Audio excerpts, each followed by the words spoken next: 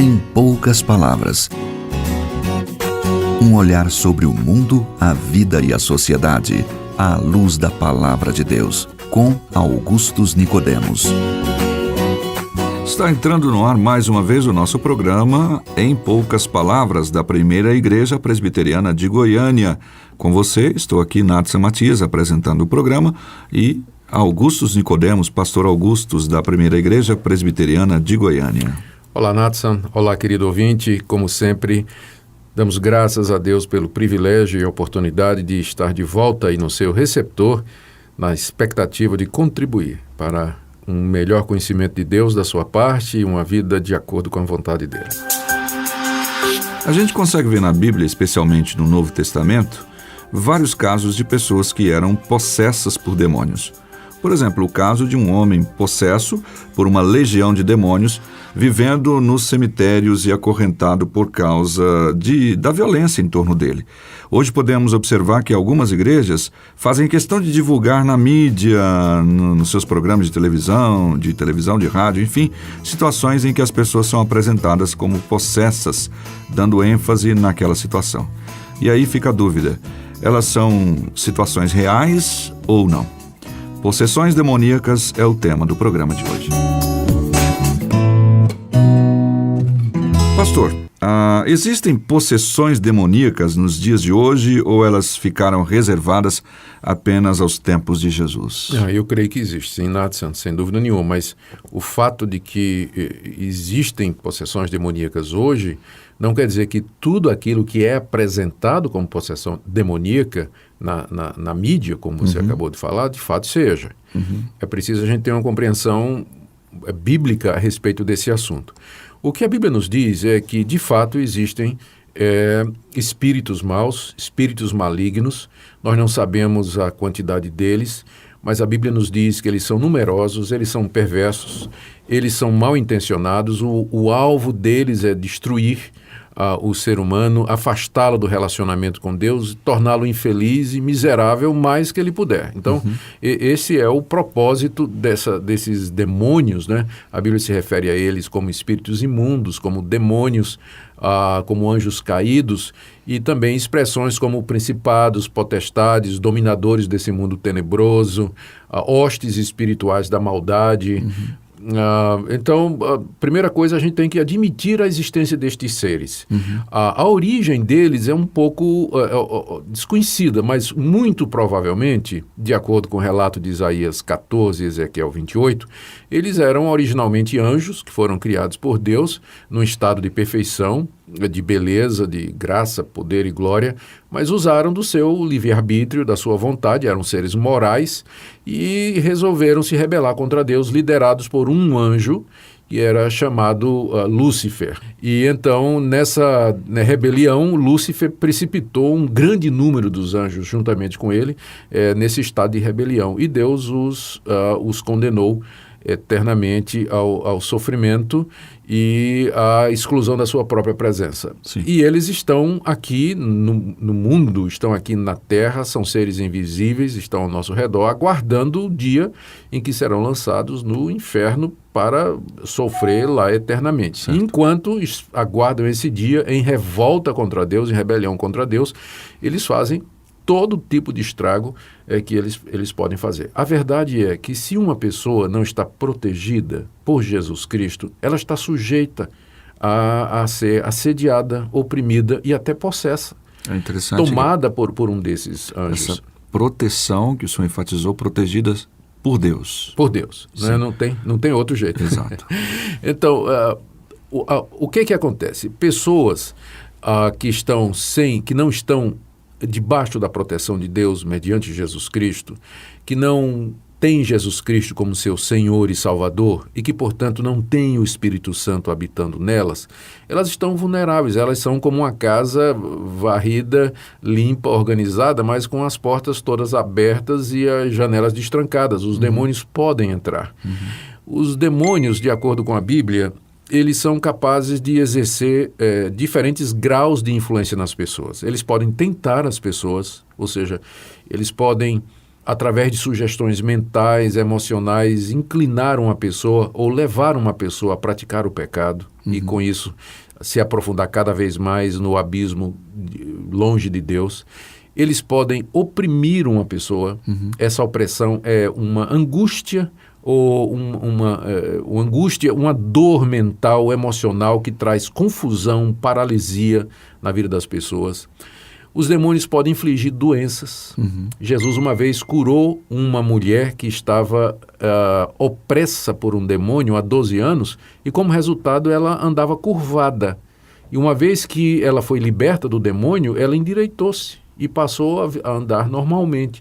Há vários casos nos evangelhos em que Jesus curou surdos e mudos e cegos, simplesmente expelindo os demônios que estavam neles. Eram doenças causadas pela presença de demônios. Então, esse tipo de coisa pode acontecer. Agora, a gente tem que fazer uma ressalva aqui, que embora os demônios, eles possam, eu creio, tentar e possam oprimir no sentido de assediar vorazmente, intensamente um cristão verdadeiro, um filho de Deus, um crente em Jesus Cristo, contudo, não pode se apossar dele. A possessão demoníaca é quando um desses demônios entra na personalidade humana e toma controle.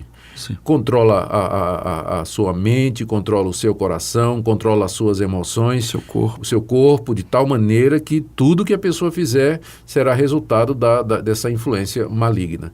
Então, esse tomar posse, que é a possessão demoníaca, por parte desse espírito imundo, pode ocorrer hoje sim, mas nunca com uma pessoa que é de Cristo. A Bíblia é muito clara sobre isso. Maior é aquele que está em nós do que aquele que está no mundo. E diz que aquele que é de Cristo, o maligno não lhe toca. E diz também que quando a pessoa se arrepende dos seus pecados e se volta para Jesus Cristo, ela recebe o Espírito Santo. Ora, onde o Espírito Santo habita, não tem lugar para espírito imundo. Pode haver uma tentação, pode haver uma opressão, mas nunca de fato uma posse, ou seja, que um espírito imundo desses vem e toma posse. Agora, Nathan, quando a gente pensa ou quando a gente analisa as situações que aparecem por aí na mídia, a gente fica um pouco meio que desconfiado. Não gostaríamos de ficar, né? Mas acaba trazendo esse tipo de confusão, né? Muitas vezes. Mas por exemplo, pegar uma pessoa que está endemoniada e expô-la e colocar o microfone na boca e perguntar qual é o nome para o demônio falar. Eu acho que crente nenhum devia dar microfone para demônio, não. Ele devia... Até tem uma questão aqui que o senhor pensa que nesse caso é o que acontece, né? De interromper o culto público a Deus para que uma pessoa seja liberta de alguma possessão. Estamos cultuando a Deus e agora paramos de cultuar a Deus e vamos deixar o possesso falar.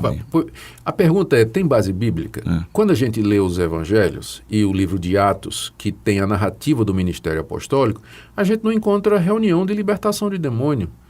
Os apóstolos não andavam catando gente endemoniada para expelir demônios, e muito menos queriam conversa com eles. Geralmente o encontro era sumário. Quando Jesus encontrava alguém endemoniado, sai. E quando os apóstolos encontravam, sai em nome de Jesus. Eu tenho mais o que fazer. Tem mais o que fazer. Uma única vez, Jesus perguntou a um endemoniado, o endemoniado gadareno, né, como é o teu nome? E a resposta foi legião. Como se os demônios dissessem, nós somos muitos, como uma legião romana, com mais de 100 soldados, de quem de nós o Senhor quer saber o nome? E Jesus não mais perguntou. Os apóstolos não seguiram essa prática. Não há um único caso no livro de Atos ou nas cartas escritas pelos apóstolos em que se recomende esse tipo de exorcismo, em que se pergunte o nome de demônio, manda ele falar, revelar segredos do ambiente satânico. Não tem fundamentação bíblica. Nosso alvo é pregar o evangelho. Nathan, prega o evangelho. Se a pessoa se converte, se ela se arrepende dos seus pecados, todas as maldições estão quebradas, rompeu com seu passado, é nova criatura, como diz Paulo. Se alguém está em Cristo, é uma nova criatura, as coisas velhas passaram, tudo se fez novo. E esse é o foco da igreja, pregar o evangelho. O Senhor, Deus é extremamente poderoso, grande, como nós falamos num desses programas. Há um buraco, vazio dentro do homem que só cabe Deus. Uma vez que ele entra, acabou o espaço para qualquer outro. Olha o que é que acontece. Você espelha o demônio de uma pessoa, vamos supor. Se a pessoa não se converte a Jesus Cristo, o que é que vai impedir o demônio de voltar? A Bíblia até diz que volta até pior. Traz a 7 com ele. não é 7 demônios a mais com ele, e a situação dessa pessoa se torna pior do que era antes. Então o caminho é pregar o evangelho e chamar as pessoas ao arrependimento. É isso que vai expulsar Satanás. Há uma corrente assim bastante enfatizada, não especificamente teológica, mas nas artes, no cinema, por exemplo, de que o mal vem para alguma pessoa, enfim, e a pessoa precisa do mal para poder retirar aquele mal. Você já deve ter percebido isso. Ou seja, é um mal maior, se é que eu posso dizer. É um espírito ruim que encontra um mais poderoso para destruir. Ele acaba sendo essa coisa meio estranha. Olha, Nathan, no mundo de hoje, especialmente no mundo de Hollywood, das artes, dos artistas, da cultura e tudo mais, a visão de mundo hoje é bastante distorcida e já se afastou muito dos valores cristãos e da revelação cristã. O mal, ele acaba sendo igual ao bem. Você vai encontrar heróis. Antigamente, quando eu era adolescente, o mocinho era bom. Drácula era uma coisa ruim. Hoje em dia, os heróis dos filmes geralmente são pessoas más, né? Ou que têm uma experiência mal, um passado mal, torcido, né? Pessoas, caráteres sombrios, né? Tétricos até. Então, hoje em dia se perdeu essa diferença entre o bem e o mal, entre o certo e o errado. Há uma mistura, um relativismo muito grande, que é o resultado da erosão dos valores cristãos pela cultura pluralista e relativista que nós vivemos hoje. Então, nós conversamos um pouquinho sobre este tema, que certamente deve ter aguçado a sua curiosidade e deve estar pensando nessas ligações que nós fizemos, enfim, que o pastor Augusto levantou no seu comentário. Voltaremos dentro de mais alguns instantes. Reina o Senhor, de majestade se revestiu, de poder se cingiu. O Senhor, o mundo Deus firmou, desde o princípio tu és o Rei, teu poder é eterno, Senhor. Reina o Senhor, de majestade se revestiu, de poder se cingiu. Senhor, o mundo Deus firmou, desde o princípio tu és o Rei, teu poder é eterno, Senhor. Levantam os rios. Bem, estamos chegando ao final, agradecendo sempre a sua participação. Nosso e-mail está à sua disposição para que você possa entrar lá, enviar a sua pergunta. É muito importante que a gente receba a sua pergunta. Logo nós estaremos aqui já inaugurando o nosso WhatsApp, né? Ficando um pouco mais tecnológicos para que você tenha mais facilidade para enviar as suas perguntas e os seus comentários. Pastor Augusto. Muito bem, Nathan. Eu queria só reforçar o que você disse. Se você, querido ouvinte, sente que está sendo assediado por Satanás, está sendo oprimido por um espírito maligno, por gentileza, pode escrever para nós. Nós teremos prazer em lhe orientar como viver uma vida diante de Deus e livre dessas investidas e opressões satânicas. Por favor, nos escreva. Até o próximo programa. Que Deus abençoe você. Se você deseja saber mais sobre esse e outros assuntos à luz da Palavra de Deus, domingo às 9 da manhã ou às 7 da noite, será um prazer conhecê-lo pessoalmente. Primeira Igreja Presbiteriana de Goiânia, Rua 68, esquina com 71 Centro.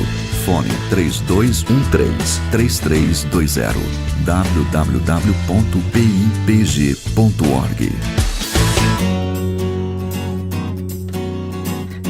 Em poucas palavras, um olhar sobre o mundo, a vida e a sociedade, à luz da Palavra de Deus. Apresentação Nathan Matias. Comentário Augustus Nicodemos. Um programa da Primeira Igreja Presbiteriana de Goiânia, Rua 68.